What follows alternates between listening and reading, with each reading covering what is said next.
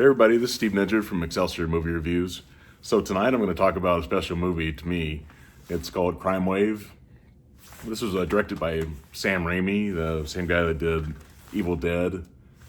And Crimewave was actually his second movie. He actually co-wrote this movie with the Coen brothers. People that know the Coen brothers, they'll know obviously the Big Lebowski, Fargo, and Raising Arizona. Those are some of their more popular movies, more commercial movies. But so Crimewave was it's kind of a dark comedy. It was released April 12th of 1985. It takes place in Detroit, and it's just crazy. Like it kind of reminds me of what Evil Dead 2 became. Just kind of horror and comedy mixed together, just kind of bizarre kind of humor. That's what this is. So the movie was it's starring Reed Birney. He was I found out through my research that he was in a movie called The Hunt that was released in 2020. It's kind of a dark comedy itself. It's not. There's another movie called The Hunt that came out years before, but this is just a comedy kind of thing. I found out he and his wife in the movie they run a convenience store. And I thought that guy looked familiar, and then I put it together once I did the research that that was him much later. This is 1985 and the other one's 2020, so he's quite a bit older now. But I thought, wow, he looks familiar. He was born on 9/11, 1954, and he shares a birthday with Brian De Palma, whom was born 9/11, 1940. So it's kind of unfortunate to have a birthday on 9/11, but. I guess that's what he's had to deal with since 2001, but unfortunately. But it also has a Cherie J. Wilson. She was on Dallas and Walker, Texas Ranger, the TV shows. And Bruce Campbell has he's in quite a few, like 3 or 4 scenes in the movie. And he was originally supposed to be the star of the movie because he's obviously best friends with Sam Raimi.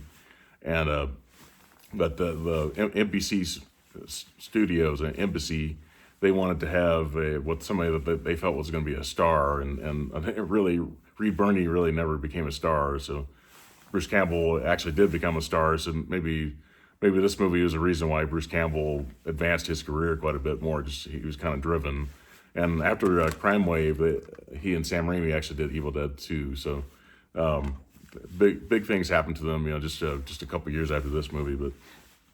But the movie also has a Paul L. Smith.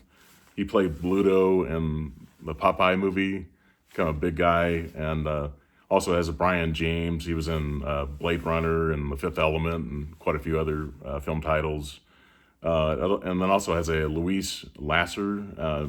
She was actually married to Woody Allen from I think 1966 to 1970. So she's been in movies for quite a while. As far as the Coen brothers being in this, they actually have a cameo in it, kind of in the beginning and in the end. They're kind of newspaper reporters. Joe Coen's taking photos, and Ethan Coen is he's supposed to be like a journalist, newspaper journalist. But as far as the Coen brothers knowing Sam Raimi, Joe Coen originally did the editing on Evil Dead. That was 1983. So he's known. The Coen brothers have known Sam Raimi and Bruce Campbell for quite a while. So, and actually, in between Evil Dead and Crimewave, the Coen brothers released this movie. It's called Blood Simple, and I hope I have this on DVD, but I hope to maybe sometime this year get this on Blu-ray, because there's a Criterion version of this, which I'd really like to have. And also just to talk about the friendship between them, when Sam Raimi did Darkman in 1990, Frances McDermott's actually in this movie. It was starring Liam Neeson, but Frances McDermott just did this as a favor to Sam Raimi, just because she's known him for so long, and he's been friends with her brother-in-law and husband. And she just did it as a favor for him, as a friend, and just because they just love each other, they've known each other for so long.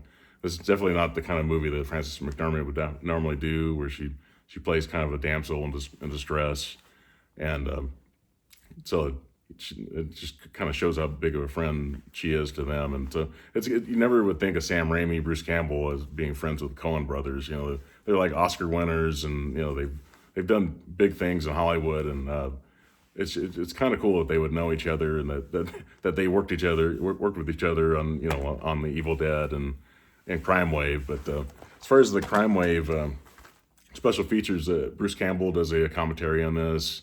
It has some interviews with Reed Birney and Bruce Campbell.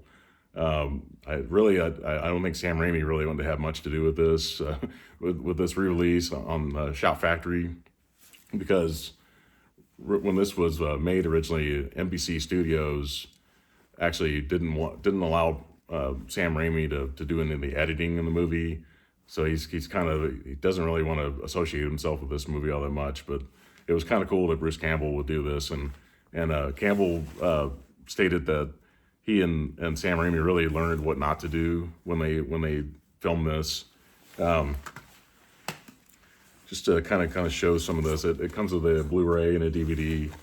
It has, just like most Shout Factory releases, it has the front cover, and also has kind of an alternative cover with some like a European, I don't know what language that is, but it's you can see this different kind of poster there.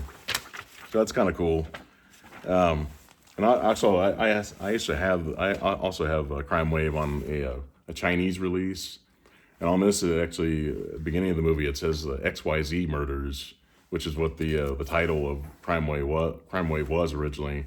So it's kind of interesting. It plays normal, but it's a little, the Blu-ray from Shout Factory is definitely better quality than this. But also to point out something, if you go on Tubi, you can actually watch Crimewave for free.